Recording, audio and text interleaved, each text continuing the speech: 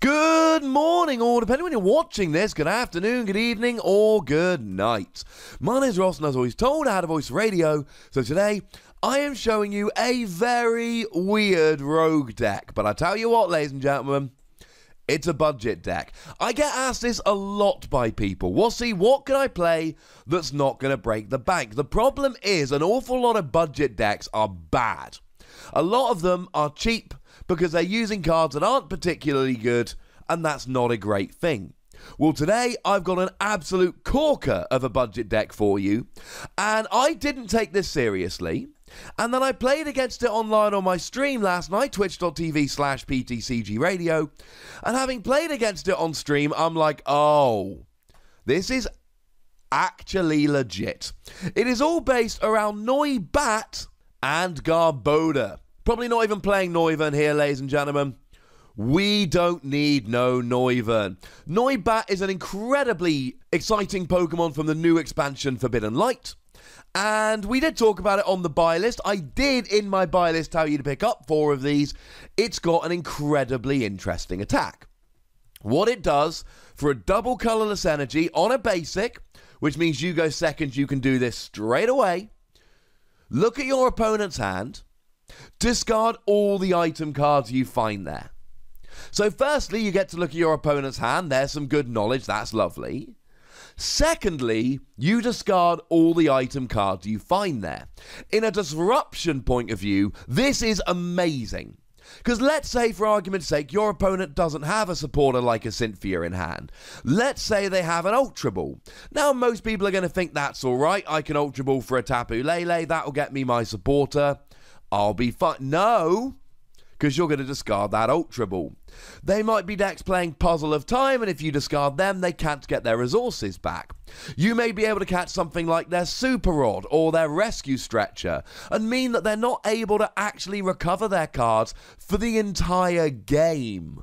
You might get rid of all their Float Stone, meaning you can strand their Pokemon in the active. And you could, of course, use something like Guzma or Counter Catcher here to try and bring up a Pokemon into the active, and then try and hit things like Float Stone, Switch, etc., so that you can, keep them in the active with Noibat, give yourself a little bit of time, or even just get a cheeky 2-hit KO if you're not quite doing enough damage to get a 1-hit KO here.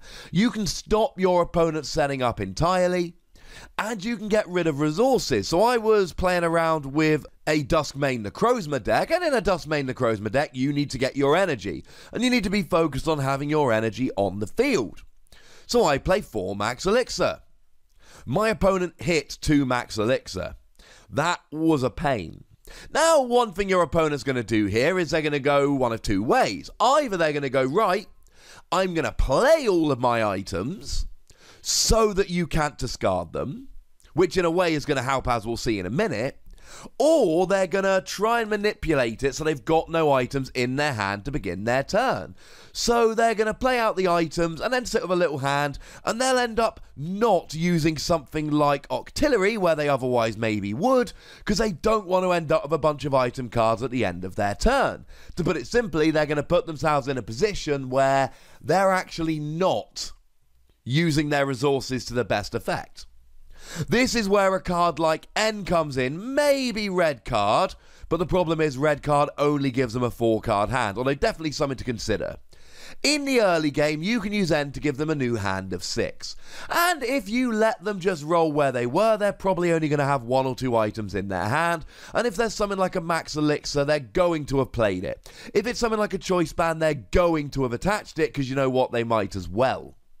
Well, that is where you play an N, give them a new hand of 6, and then you get them with Noibat. That's how I got. My opponent played an N, and then immediately discarded 2 Max Elixir. I never even got chance to use them. It's very disruptive, and it's awesome, but it's not going to win you the game, because it's got 50 HP and it doesn't do much damage. Although it does 10 for 1, which might sound bad, but the Bagon from Champion Road needs a coin flip to do 10 for 1. Come on, Bagon! But I tell you what, that's where Garbodor comes in. It's been a while since we had a new Pokemon that really took advantage of Garbodor, but Noibat, ladies and gentlemen, Noibat is it. Because Garbodor does 20 damage for each item card in your opponent's discard pile. So what we see nowadays is people not playing items and then using Cynthia to shuffle them back into their deck and all of that. Noibat says, I don't care. You discard their items whether they want to play them or not. You play stuff like End to give them a new hand, and here Field Blower actually becomes really important because your opponent is going to be attaching stuff like Choice Band and Floatstone just so they don't end up getting them discarded with Noibat, so you need to be playing Field Blower to get rid of them. And then as soon as you've got enough item cards in their discard pile, Garbodor comes in here and just goes nuts. Most decks nowadays are playing enough items to get taken advantage of by Garbodor, but most players nowadays have adapted to the point where they don't put themselves in Garbodor range. Noibat comes along and basically says, you don't need to put you in Garbodor range. I will be putting you in Garbodor range. That's pretty gosh darned exciting, and that really is the core of the deck. You use Noibat to get rid of their items in the early game, and then as soon as you've got rid of them, in comes Garbodor to sweep. Now, of course, because you're using Garbodor, you might as well play Garbodor. That's right, ladies and gentlemen, you still want to be playing the Garbodor from Breakpoint, at least until the rotation in September, because you're still turning off abilities. Decks like Gardevoir are still going to be slower getting the energy out. Decks like, Volcanion, for instance.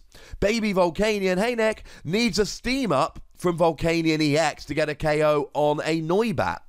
So you turn that off and stop it happening. Or you turn off their Octillery, or you turn off their Tapu Lele, and you just stop them getting set up. And then when they're not set up, you get rid of all their items, and then you start sweeping with Garbodor, and you win the game. And this isn't just for the standard format, because in Expanded, people are relying on stuff like Versus Seeker a lot more, so there'll be more turns in Expanded, you would imagine, where your opponent doesn't have a supporter in hand, but they got a Versus Seeker. That's where Noibat comes in. And all you really need is Noibat in the early game, and then double Garbodor all the way across the sky. Now, there are a couple of hard counters to this, as you might expect. Oranguru from Ultra Prism is a bit of an issue here, unfortunately. 3 cards from your discard pile onto the bottom of your deck in any order. And then, of course, you would play Looker, which would then get those cards back. So you just basically get all your item cards back, so you don't have the items in the discard. That's quite nice. And then, of course, the aforementioned Gardevoir, unfortunately for you at least, can just take 10 item cards back into their deck using the GX attack. A little bit of a pain, if I'm perfectly honest with you, ladies and gentlemen, but you can't have it all, right? Sometimes these things are going to happen, and you just have to chill, to be perfectly honest. It's still a very, very powerful thing to do. Now, the big question with this deck, is it good enough? Are you always going to be able to win just using this? Are you always going to be able to do enough damage with Garbodor? Now, you could always play Noivern here. You only need 1 extra energy after the double colorless, but it's not something I can wholeheartedly like. 20 damage plus confusion for 1 is fine. 140 if they're confused is okay. And maybe you do enough disruption that you can do something with this, but I'm still not a huge fan of this, to be honest with you. The other thing you, of course, could do is go be something like Sylveon. Just play a bunch of disruption cards. Play Team Rocket's handiwork to try and make sure that your opponent has more items in their discard. Play things like Crushing Hammer and Enhanced Hammer to get rid of all of their energy so that they're setting up slower, so that you can have more time with Noibat and then potentially do more damage with Garbodor. You get rid of their energy, they need to dig to get more energy, they dig to get more energy, they're playing item cards, they're playing item cards, Garbodor's like, oh no you didn't! And that's how you find your way to victory. You've got to find the double colorless energy early on for the Noibat, which is a pain, although might I suggest Energy Lotto.